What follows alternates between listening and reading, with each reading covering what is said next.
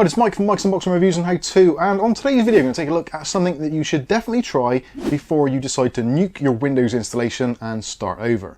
Now, if you're having problems with your system in general, whether it be a network adapter, a USB device, sometimes it could be even the CPU just misbehaving, or maybe even your GPU, it could be because of Windows basically remembering what was last plugged in. Now, this can be a problem, especially if you go into your device manager and check on the tab which says hidden items.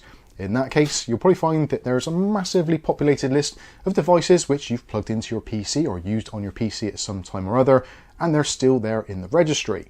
Now, for me personally, the reason why I've used this is because, as you know, I do product reviews and try out certain things, and I plug in a lot of USB devices, especially keyboards and mice. And unfortunately, in doing so, I've had some weird behavior on my keyboard where I'm typing away and it's basically typing two letters on certain keys. Basically, could be any of them, space bar, anything.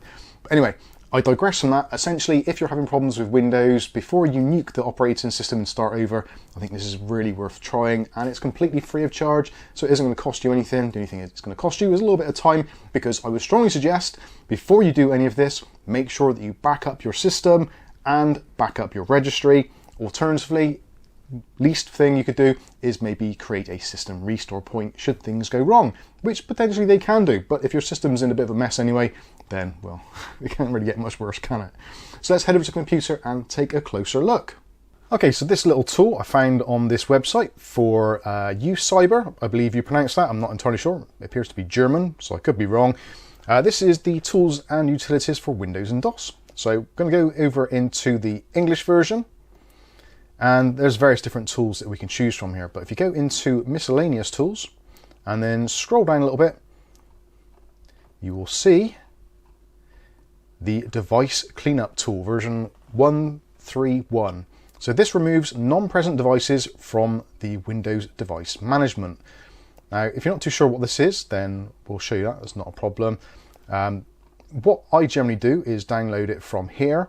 Alternatively, if you're not too sure and you're kind of slightly scared that it might be a little bit of a sketchy site, then you can go over to our good friend over at majorgeeks.com, where they also have it listed and they've also tested it as well. And you can see it's been downloaded almost 100,000 times. So let's try and get those numbers up, shall we? Again, it's freeware. It's only a 72 kilobyte file, so it's absolutely tiny.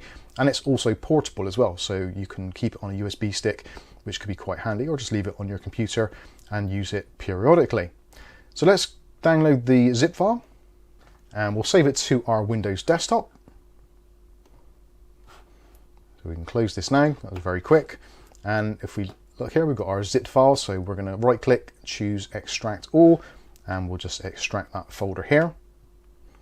And then we've got the files that we need. So there's a text file which tells you about it. There's also a Windows 32-bit version for older versions of Windows. And also there is the Windows x64 version. Most systems, I would say from the last 10 years or so, will be x64s. So that is the one you're going to use, and there's a single executable file.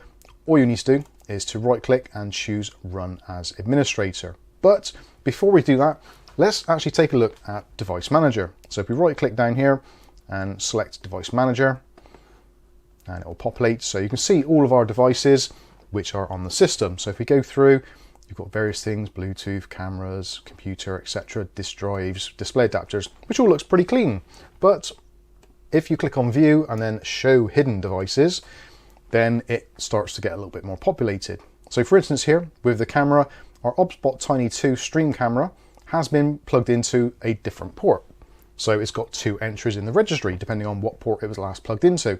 And that happens with all USB devices. They don't remember which port they were on or shift across, they just create a new entry, which can bloat out your registry and also make things a little bit more confusing when you're using devices, because the system may try to use an older registry key than the newer one.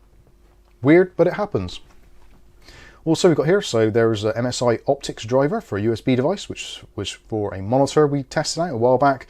Also a Lexar USB drive, various different M.2 drives which are in other slots, graphics card which we tested. So you can see it's basically a bit of a mess. And certain things like network adapters, you may find there's loads which are in the wrong places, monitors, all sorts of monitors have been plugged into different ports. And again with mice. So we're only using one keyboard and mouse, but it's still remembering about 10 other ones which have previously been used. So again, this might be causing the problem with your Windows operating system. And this is a lot easier and a lot faster than reinstalling Windows from scratch. So what we want to do, we can put this to one side and we'll run the cleanup.exe, run as administrator. You'll get the user account control, so click on yes. And this is a very simple tool. So you can sort it here by the class and device name, and also by the last use date. So if it hasn't been used for a long time, like this, the streaming key proxy service, that hasn't been used for 11 minutes, got 2 days, 3 days, 5 days, and etc, etc. Keep on scrolling down, it'll get longer and longer. So yeah, some things are over 2 months. So that hasn't been used in that particular USB port for 2 months. So most of this you can either go through if there's something you see on here. So say for instance, you used to use a Xbox 360 controller, but you don't use it anymore. You can, if you want to, just right click on it and choose remove device, as you can in the Windows Device Manager, which we do the same thing here. So a little bit more complicated, or a few more steps. So you can choose uninstall device, uninstall, and yeah, it's a little bit of a long-winded process. And also you cannot select multiple devices here. You have to do each one bit by bit. It's just time consuming. So that is something that we definitely don't want to have to do. So if we go over to this side here, we can, if we want to, go into devices and do select all. You also got refresh. So because we've just deleted one, we can refresh that. You can also in here, which is very important, like I said, create a system restore point. Again, strongly suggest you do that or make a backup of your system before you attempt to do any of this stuff. Devices, again, select all options. You can choose which columns and device IDs, etc. And you can show the root, all these types of things. Also, in the tools section here, you can open up Device Manager, Disk Management, Event Viewer, and also Network Adapters. And there's also a help page. So essentially what I'm going to do is here, I'm going to go ahead and do File, I'm going to do Refresh, because we've already removed a couple. And simply all I'm going to do here is go into Devices. I'm going to do Select All, because they were not in use. And then we can actually just press Delete. And there we go. Rather than having to go through and manually do each one of these individually, we can just do it all in one go. Now the thing is as well, if you're using certain backup software, it will create a new generic shadow volume copy every single time it does a backup. So that can get really, really congested and really long. So there we go. All of our devices are completely cleared. If we now click on refresh, yep, there's absolutely nothing there. And also, if we go into Device Manager and do refresh, look at that now, nice and clean. Only 2 keyboards and mice showing, so HID compliant devices, or human interface devices as they're known. Our print queue shrunk, our processor list is probably just down to 1 now, rather than the multiple processors that I've installed over various different times for testing, security devices, etc. This is great, it's just so much cleaner. And also, one of the other better things is the fact that hopefully any problems with my USB devices kind of conflicting or doing double typing or just behaving erratically, hopefully this will resolve it. And hopefully it will do the same for you also. Again, completely free of charge, doesn't take very long to do. Just I would suggest before you start, make sure you do a backup. My system does a backup every day when it boots, so I haven't done it on here. Also System Restore also does it as well. So just make sure you keep your systems backed up just in case anything should go wrong. So there you go, there is device cleanup. I think this is actually a really cool little application, and with the emphasis on little, 74 kilobytes, that is absolutely tiny. So again, this may not fix everybody's problems, but certainly if you're having weird issues or maybe your network adapter is dropping out for no apparent reason, it's worth doing this just to clear out any kind of weird or rogue registry entries. Now something that it won't do, it won't remove software.